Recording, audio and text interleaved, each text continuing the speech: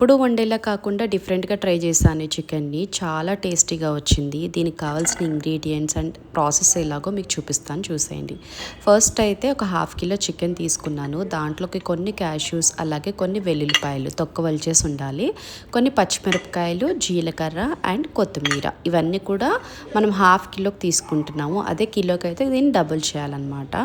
So వీటన్నిటిని కూడా నేను ఫ్రై చేసేటప్పుడు వీడియో తీయలేదు, ఎందుకంటే ఆ పర్టికులర్ టైంలో పవర్ లేదు, నా రింగ్ లైట్ కూడా సరిగా పనిచేయట్లేదు కాబట్టి. ఇప్పుడైతే ఆ ఫ్రై చేసుకున్న దాన్ని మొత్తాన్ని కూడా బ్లెండ్ చేసేసుకున్నాను అనమాట. మంచిగా పేస్ట్ అయిపోయింది. దీన్ని బరకగా చేసుకున్నా కూడా బాగుంటుంది.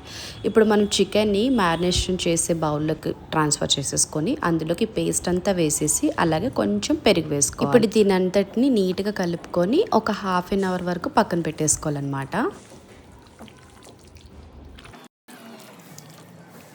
ఇందాక మనం ఫ్రై చేసిన ఆయిల్లోనే 2 టేబుల్ స్పూన్స్ గీ వేసి కొంచెం వేడైన తర్వాత ఒక ఆనియన్ కట్ చేసి వేయించుకోవాలి.